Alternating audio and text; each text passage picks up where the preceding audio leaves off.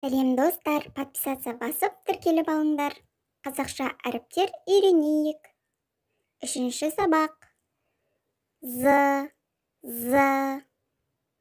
Зебра, зебра.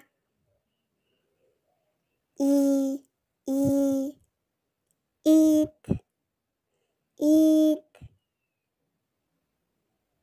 Қысқа и. Йогурт. К. Көбелек.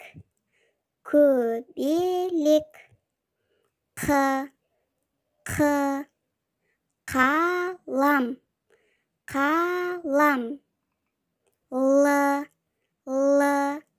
Лақ.